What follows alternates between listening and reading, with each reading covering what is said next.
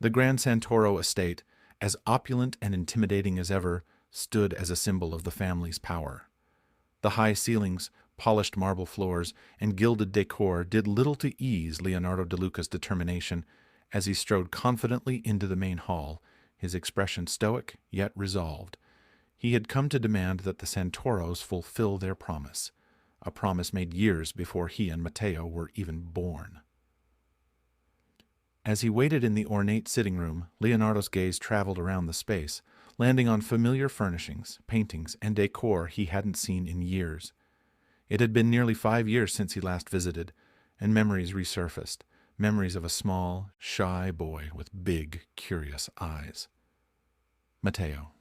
Leonardo was pulled from his thoughts as the doors swung open, and the head of the Santoro family entered, with Matteo following reluctantly behind him. "Leonardo," Mr. Santoro began formally, gesturing to a seat, "it's been a while since you visited. To what do we owe this unexpected arrival?" Leonardo nodded respectfully, but got straight to the point. "I'm here to see that our family's alliance is honored.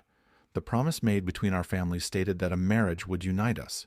You agreed to marry your heir to me, did you not?" Mr. Santoro's face tensed slightly, but he maintained his composure. "We had hoped for a daughter, Leonardo. When Matteo was born, we thought the arrangement might be reconsidered." "Yet nothing was officially changed," Leonardo replied firmly, his gaze flickering to Matteo, who stood stiffly, his expression cold and guarded. At that moment, the memories flooded back for Leonardo. He recalled the first time he had met Matteo, when he was just 10, and Matteo 6.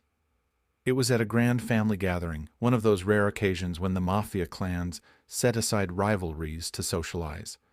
Leonardo, mature for his age, had little interest in the frivolities of the evening. But then he saw Matteo. The boy was small, shy, clinging to his mother's hand with wide, nervous eyes. Leonardo had been captivated, inexplicably drawn to the little boy who seemed out of place in this world of stern faces and formalities. As if reliving the memory, Leonardo's voice softened slightly as he looked at Matteo. "Do you remember the last time we met, Matteo?" Matteo looked away, folding his arms over his chest. "I remember," he muttered, his tone laced with reluctance. Leonardo smiled faintly, continuing despite Matteo's disinterest. "I found you hiding in the garden that night. You tried to disappear behind a tree, but I gave you a flower I'd picked, remember?" Matteo's jaw tightened, his cheeks flushing ever so slightly as he stared at the floor. "I remember, and I also remember my mother telling me to stay away from you." Leonardo chuckled, ignoring the rebuff. "Perhaps she knew I'd come for you one day." He took a step closer to Matteo, his voice lowering. "Back then, I made a promise to myself to protect you. I still intend to keep that promise." Matteo's eyes finally met Leonardo's, sharp and defiant. "And I don't need your protection. I don't need anything from you or your family." Leonardo's gaze hardened, but he kept his voice calm. "Like it or not, Matteo, your family made a promise to mine. We both have a duty to fulfill. This marriage will happen." Matteo clenched his fists, his frustration evident. "You think you can just walk in here and force me into a marriage I don't want? You have no right." "I have every right," Leonardo countered, his voice dangerously quiet. "Our family sealed this pact in blood. You may not like it, Matteo, but this marriage is not a choice. It's an obligation." Matteo's father interjected with a hesitant cough, sensing the rising tension. "Leonardo, perhaps we should discuss this privately." "No, let him speak," Matteo cut in, his voice trembling with barely restrained anger. "Tell me, Leonardo, why me? Why go through with this ridiculous arrangement when it's clear I want no part of it?" Leonardo's intense gaze never wavered. "Because I've waited for this, for you, and because no one else deserves you, Matteo." For a brief moment, Matteo was speechless, his defiance wavering under Leonardo's steady, possessive stare. He felt trapped, as if his very future was slipping from his grasp, and the worst part was the part of him that felt almost intrigued. Leonardo's tone softened, though his eyes remained sharp. "You'll come with me, Matteo, one way or another." Despite Leonardo's insistence, the Santoros initially refused to let Matteo leave with him. But later that night, Leonardo's men took matters into their own hands, intercepting Matteo as he tried to leave the house and whisking him to the DeLuca estate. When Matteo awoke in a lavish but unfamiliar bedroom, he immediately knew where he was. He darted for the door, but Leonardo stood in his path, arms crossed, leaning against the doorframe with an unreadable expression. "Let me go," Matteo demanded, his voice strained with anger. Leonardo shook his head slowly. "You're not going anywhere, Matteo. You're staying here, where you belong." "I don't belong here," Matteo shouted, his voice echoing through the room. "This isn't my home, and you have no right to keep me here." Leonardo stepped closer, his eyes narrowing. "You may hate me now, Matteo, but in time you'll understand. You'll come to realize that you belong to me, and only me." Matteo's heart raced as Leonardo closed the distance between them. He took a step back, unwilling to let his captor see his vulnerability. But Leonardo's gaze held him captive, a silent vow that he would stop at nothing to make Matteo his. "I'll never forgive you for this," Matteo whispered, his voice trembling despite his best efforts to remain strong. Leonardo reached out, gently tilting Matteo's chin up to meet his gaze. "You may hate me, but that won't change what you are to me. You are mine, Matteo. No one else can have you." He released Matteo, leaving him breathless and shaken, and left the room, his parting words hanging heavily in the air. "You're mine, Matteo," he had said, and despite his anger and defiance, Matteo felt the weight of that promise, a promise he wasn't sure he'd be able to escape. Matteo had been awake for hours, his mind racing as he planned his escape from the DeLuca mansion. Every fiber of his being rejected the idea of submitting to this forced marriage, and he would do anything to regain his freedom. The heavy silence of the house before dawn seemed to beckon him, whispering a promise of escape. He crept silently down the long winding corridors, passing paintings and sculptures that felt out of place in the early morning gloom. The large double doors leading outside were just ahead, and his heart pounded with anticipation. But as he reached out for the door handle, he felt a strong hand wrap around his wrist. "Going somewhere?" Leonardo's voice was calm, but his grip was iron. Matteo whipped around, glaring at him. "Let go of me, Leonardo! I don't belong here!" Leonardo's expression was a mixture of amusement and irritation. He pulled Matteo and wrapped his right arm around Matteo's waist as he ran his other hand down Matteo's cheeks to his lips. "Is that what you think?" He tugged Matteo closer, his voice low and dangerous. "This is your home now, whether you accept it or not." Matteo tried to pull free, but Leonardo only tightened his hold. "You can't keep me here forever, Leonardo," Matteo spat, his voice defiant. "I'll find a way out." Leonardo smirked, a glint of challenge in his eyes. "You're welcome to try, but know this, Matteo. Every time you resist, you only make me more determined to keep you here." He released Matteo's wrist with a final squeeze, and Matteo stepped back, rubbing his sore wrist and glaring daggers at him. "Fine," Matteo snapped, storming off down the hallway in a futile attempt to escape Leonardo's intense gaze. But as he retreated to his room, he knew this was only the beginning of his resistance.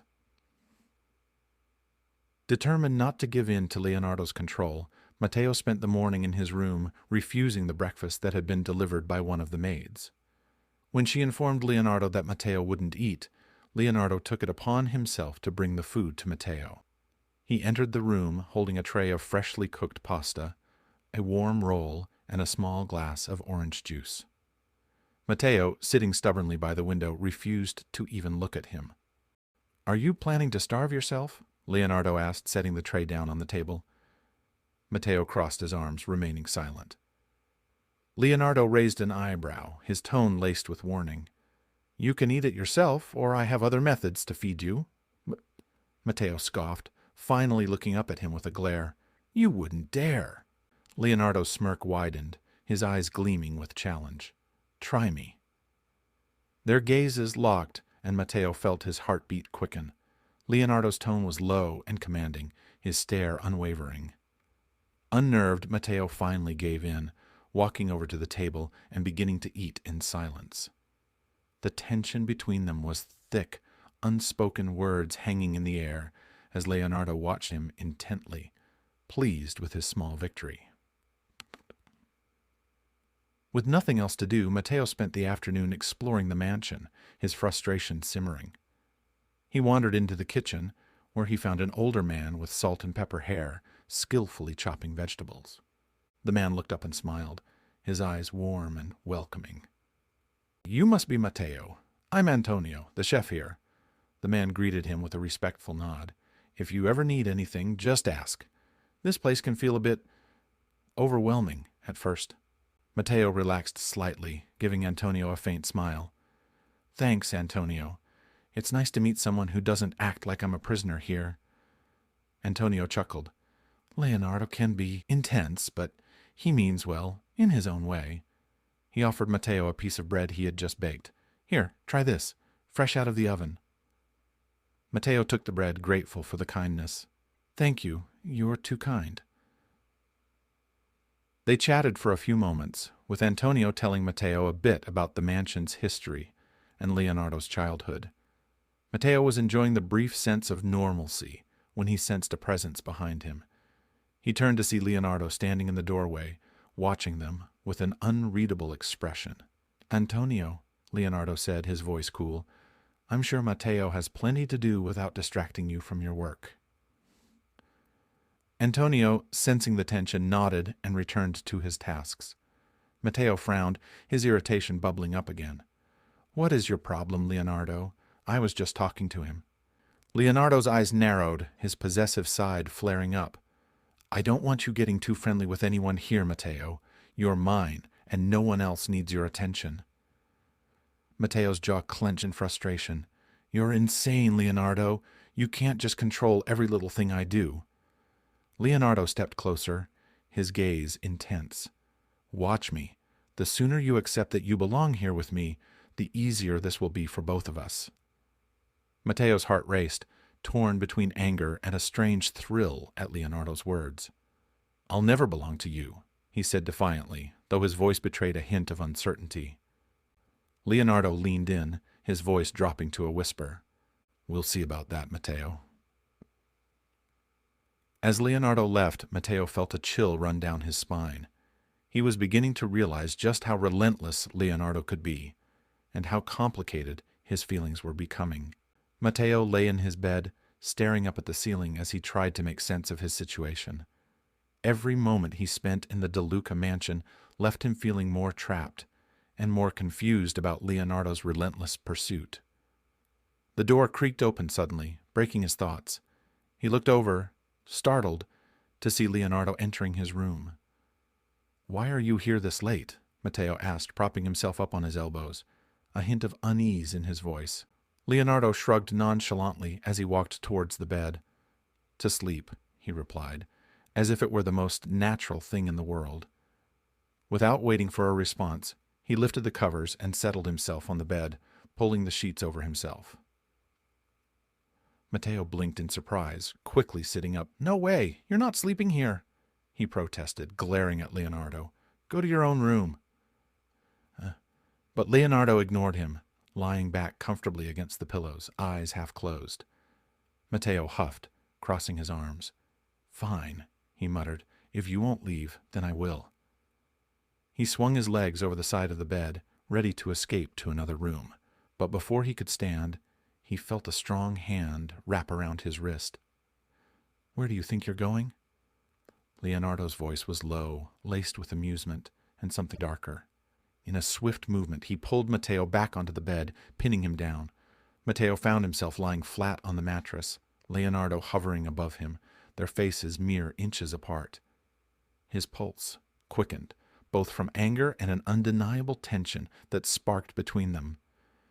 "Let go, Leonardo," Matteo said, trying to sound firm, though his voice wavered slightly. Leonardo's gaze was intense, his eyes tracing Matteo's features with an almost predatory interest. "You're not going anywhere, Matteo," he murmured, his voice soft yet commanding. "This is where you belong, right here." Matteo's heart raced as Leonardo leaned in, his breath warm against his cheek. Panic and something else stirred in him, a confusing mix of defiance and a flutter of anticipation he couldn't ignore. Just as Leonardo's lips were about to brush his, Matteo turned his head away, refusing to let their mouths meet. Leonardo chuckled softly, a glint of satisfaction in his eyes. He reached out, gently tilting Matteo's chin back toward him. Matteo's breath caught as Leonardo's fingers lingered on his skin, his touch both firm and possessive. "I could take what I want right now, Matteo," Leonardo said, his voice barely above a whisper. "But I want you to come to me willingly. I'll wait until you surrender on your own." Matteo swallowed, the weight of Leonardo's words settling over him. There was something almost reassuring in his restraint, but it was mingled with a dangerous promise that left him unsettled. Leonardo held his gaze for a long moment before finally releasing him, sitting back with a smug look.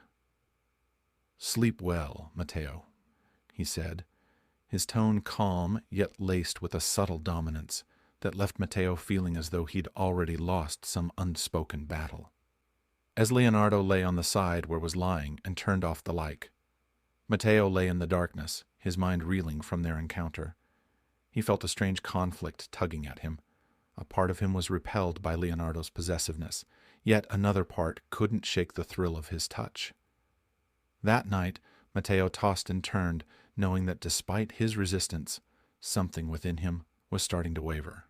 The morning sunlight seeped through the curtains of Matteo's room, casting a warm glow over everything. Matteo sighed as he glanced at the oversized shirt and pair of boxer pants Leonardo's men had brought him the previous night. He'd asked for a change of clothes, but he hadn't expected this. The shirt, at least 2 sizes too large, fell loosely around his shoulders, the hem hanging well past his hips, almost completely hiding the boxer shorts underneath. Matteo frowned as he examined himself in the mirror, tugging at the shirt in irritation. He turned at the sound of the door opening, and there stood Leonardo, casually leaning against the doorframe.